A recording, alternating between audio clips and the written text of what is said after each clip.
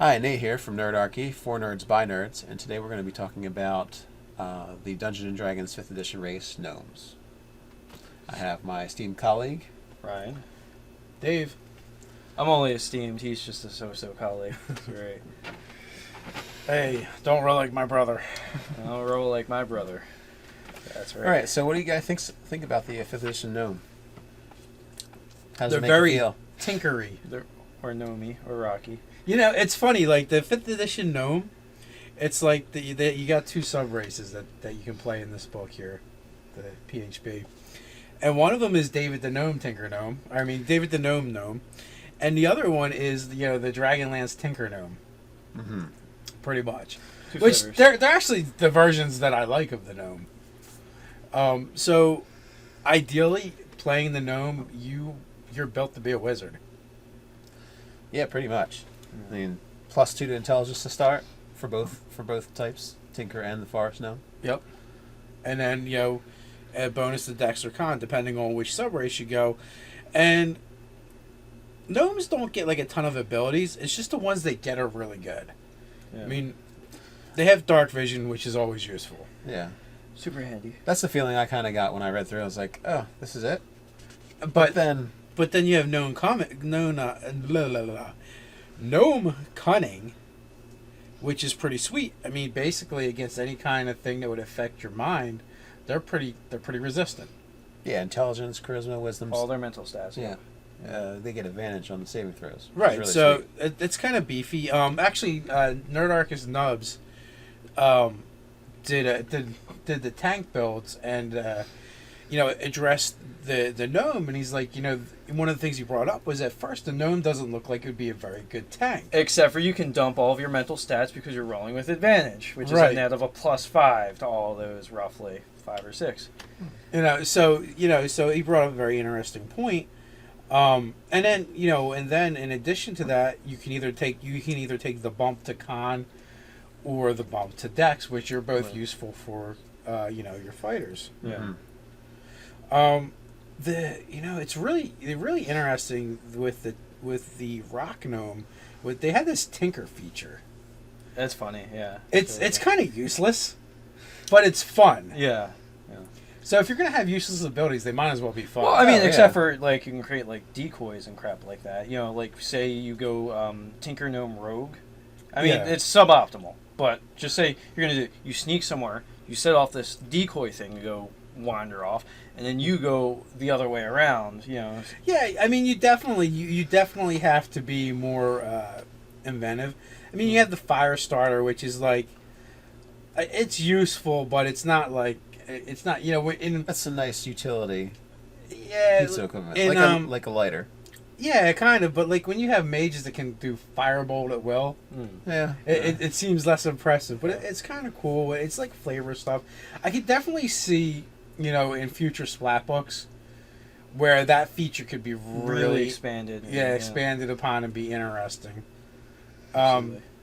They also get the use of tinker toys tinker toys. Tinker yeah. toys, yeah. Tinker tools. So they're proficient with that. And so, like, that's another area. It's like, okay, what can they do with it? What can they build? They give, some options here. And you that can are probably work with your expensive. GM that, like, hey, I want to do this, and it's on par with this other stuff. Yeah, so there's definitely room there. And then, Artificer's lore is kind of cool. It's, double. Actually, it's going to be super useful. Double your proficiency bonus to. Is it your Yeah, you can add twice your proficiency. Yeah, bonus. twice your proficiency bonus to your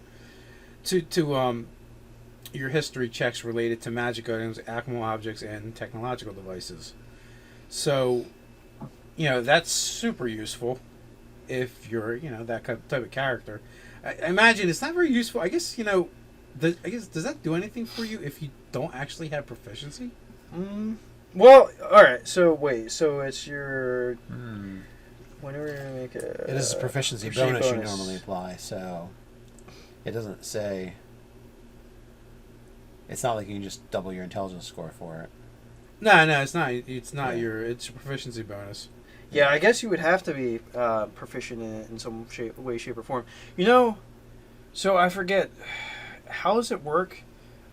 Because I'm imagining, like, what if you play your not that kind of rogue, like a rogue that specializes in traps and stuff like that? So you make a tinkery rogue, and you take your, like, take knowledge or take history as your thing that gets doubled. How would that interact with this? Oh, it does it. You can only double one. You basically can't know. Yeah. Yeah. It would be you'd be boned. Well, I mean, so you wouldn't choose this one, but it would be a third thing that gets doubled because you say you take the sage background, and then you have knowledge history there, so it gives you 3 things that you have double proficiency bonus in. Yeah, it would. Yeah, it would definitely boost your skill monkeyness. Yeah. So it's almost like the gnome is built for making like the suboptimal builds, which is fine because I like those characters anyway. Although then again, like one of my earliest characters, one of my first characters with this group was my illusionist gnome. I think it was a fighter illusionist, and back in the day in Steve's campaign. So. Well, big deal with the forest gnome is that they get that natural illusionist power. They do. So, you're already geared towards that. And not only that, though, so when we're looking at the gnome, I went and flipped forward to the illusionist wizard because, to me, they just go hand in hand. They always have. Always has. Like, so, it was there, like, they couldn't be any caster in 2nd edition, but the illusionist, yeah. So, yeah. So I had to flip through and see how it all reacted. Well, there's this the second level ability you get for being illusionist is pretty cool, but it gives you the cantrip minor illusion, right? But if you already have it, you get to pick another cantrip, so you don't get boned on that.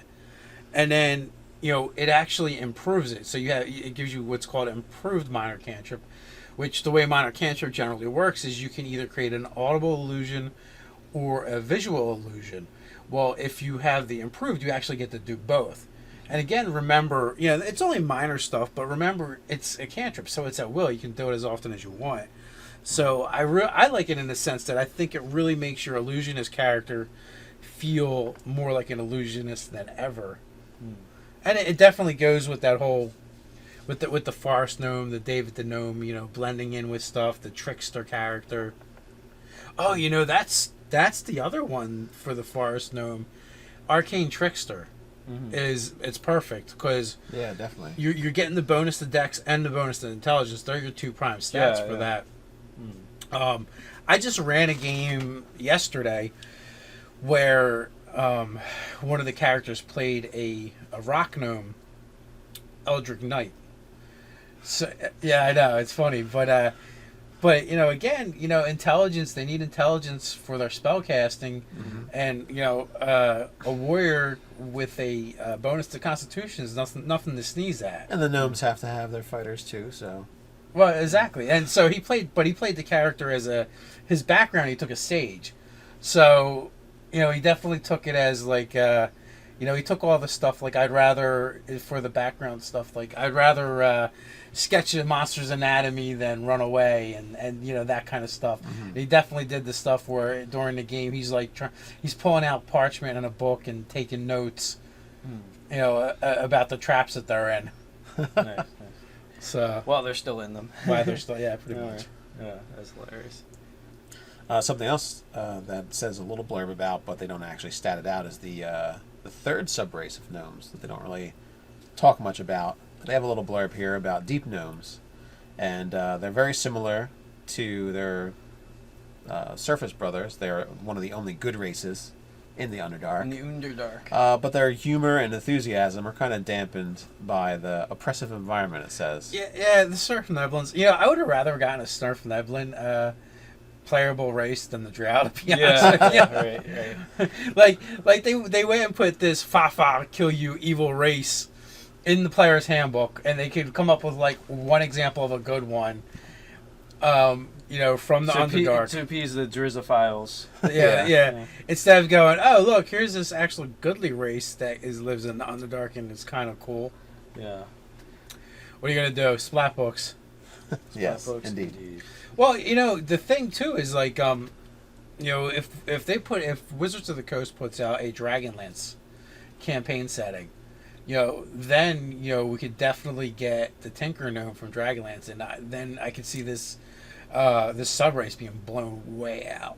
You mean lots of details and this and that? Yeah. Lots of details, way more tinker and clockwork things for the feature.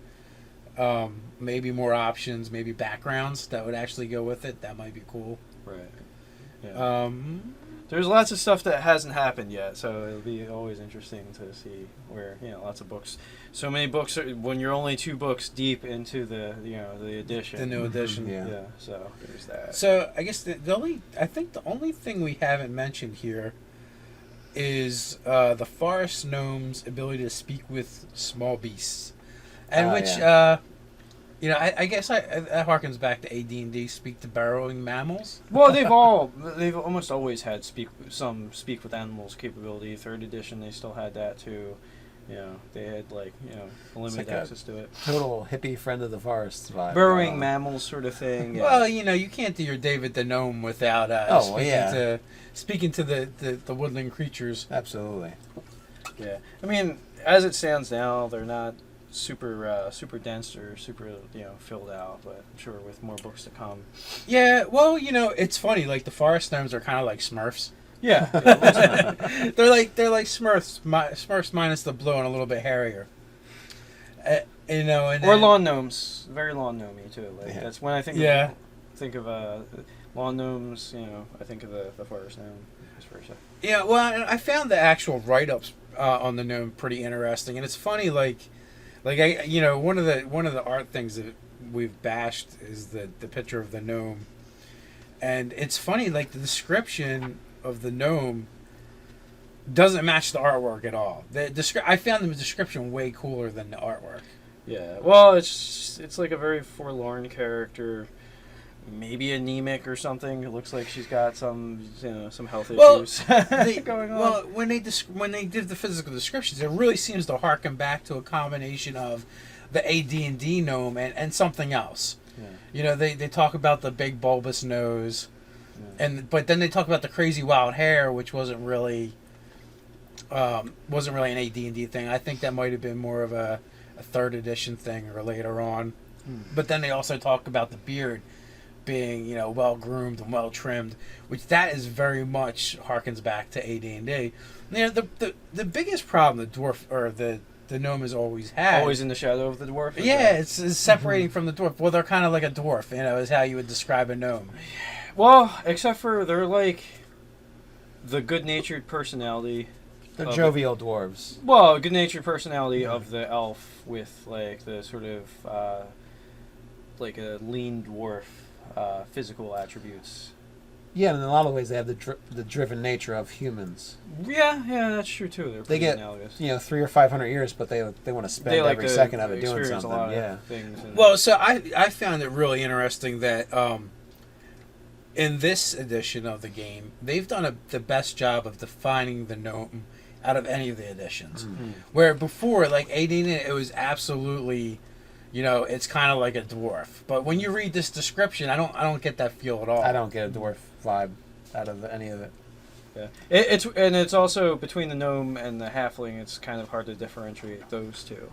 Yeah. I feel like that was 3rd edition. Yeah. More so. I don't really feel like that with 5th. I feel like the gnome has its own distinct personality and feel to it in this edition. Again, like although at the same time it's also very feels kind of not so much with the fluff, but with the crunch it feels very undefined. Well, because there's not a lot there. Like it's a pretty sparse. Like when you read from the fluff to the crunch, like it's a very sparse entry as far as what like they don't. What they get is good, but there's not a lot of it. I did expect to turn the page and not find half elf there. That's it. Okay, and another page of gnome. No. So what do you feel like? So what do you feel like they're missing?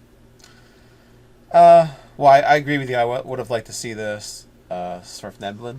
Yeah. And Overall, I mean, the few things that they get are really good. That's the counterbalance. It's almost like the Dragonborn, where like the Dragonborn are kind of sparse on abilities too. But the Dragonborn don't suffer that thing of being that sort of go between halfling, dwarf, you know. Yeah. So. Well, yeah, they're better defined than that. Well, though I think they did a good job with that here, but on the mechanic side of things, you know, they stuff most of it into. I feel like you're getting most of it from your stats, because they just have a really good grouping of stats if you want to play a wizard. Yeah, well, and just the cunning thing is so good that like they couldn't give them that much defining stuff. Well, that's true too. their abilities are really good. It's like, you know, if you go with Gnome Cunning and you play a caster type, you're like overkill when it comes to those saving throws.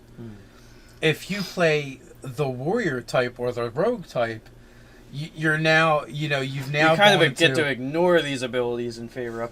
I can put 8s and all those things. I mean, the only thing is like I just don't dump my stats. Like, you know, with like I might have one weak stat using the super stat array. But like I'm generally not going to be the player that puts 3 8s and stuff that have like really awesome. You could, but I just it just seems. Well, stupid. here's the other thing too to look at, right? So I feel like, you know, with the gnome you have to break it down a little bit to see where the designers were going with this. But if you look at each of the sub races, they get a bonus to a physical stat.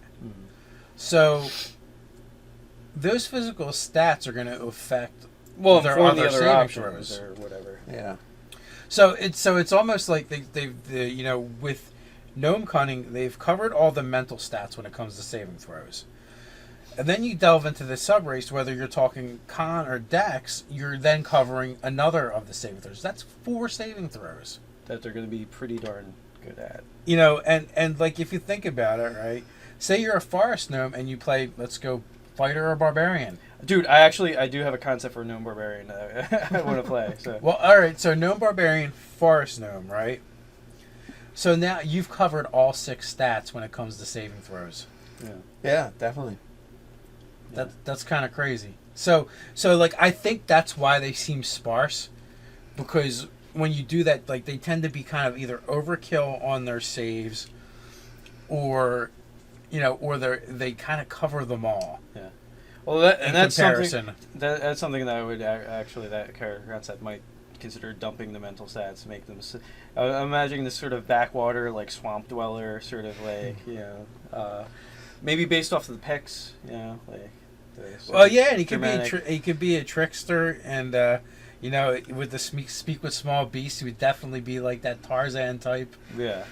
You know, it could work. Absolutely. I mean, you know, dexterity is actually handy for a barb. It is handy because you're going to rely on your constitution and your dex for your armor class. Absolutely. So you can't really go dumping dexterity. No. And you're going to need the extra stats for strength, which again, that means like you're talking about a character when it comes to the saving throws anyway, of being pretty much covered, and then dark vision is always nice to not have to carry a stupid torch. Yes. Well, yeah, you always give your position away, which is no good. Yeah, I don't know how many races have improved vision, but basically it's like human. Human? You really out of luck. Halfling. Halfling and Dragonborn. I don't get the Dragonborn not having dark vision. I almost feel like they did it for a balance thing. Yeah, like we can't give them anything else. Yeah, they have resistance to an energy type and a breath weapon after a short rest. Yeah. They're not having. It seems silly, but I don't know. We could always give it to them. I'd be like, screw balance. Yeah.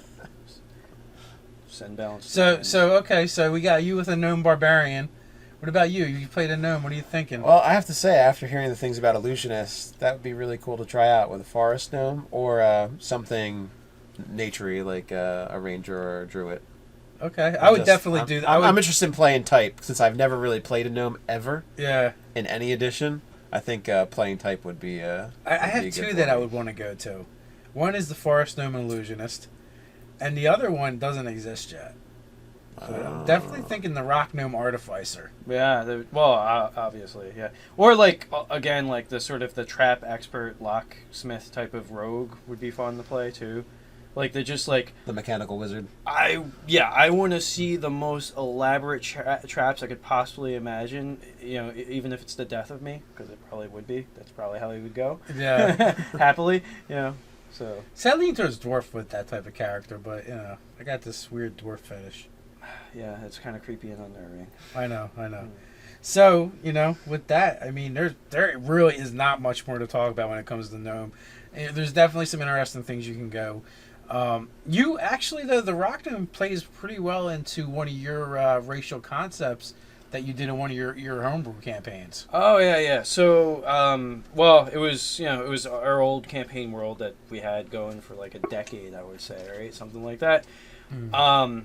So there were the gnomes of Trinemet, which the idea was they basically lived in the Arctic, but there was an active volcano at one point in time that had a massive eruption, and the atmosphere was so cold that as this hot molten lava was spewed up into the atmosphere, it created like pillars, towers of lava rock. These gnomes basically found it, excavated it, and created like a fortress out of these three pillars. And so they live in the Arctic in these basically lava towers, columns, and so they're very like device oriented, like always building stuff, always experimenting. Trinemet, yeah. Nice. The very tinkery gnomes. I have one other cool gnome story. Talades was I'm probably pronouncing it and butchering wrong, was a campaign setting source box set back when we could buy box sets for Dragonlance. And I forget the name of the gnomes specifically, but there was a race of gnomes on these islands, and it was like the Keeper of the Dead or something was one of the brigades that was like formed for these gnomes. It was a special military unit, and when a gnome joined this unit, they held a funeral for them while they were still alive, and they got rid of all their worldly possessions, and they were just totally fearless little tiny war machines. Dude, it's been like 20 years since I read that stuff, but it stuck with me, and they were so freaking cool, and there was so much great fluff on it. That's the kind of stuff I hope that Watts brings back with 5th edition, and get delving into the campaign settings, maybe giving us back some more box sets, and going with the old school stuff with the updated rules and mechanics. That would be freaking awesome. I'd like to see that. So we can have some, so death metal murder machine gnomes again. Yeah. I also did have the idea for an illusionist that sort of casts himself as a necromancer. Like all of his undead minions would actually be, illusions that he makes, and we try to be as cliche necromancer looking as possible.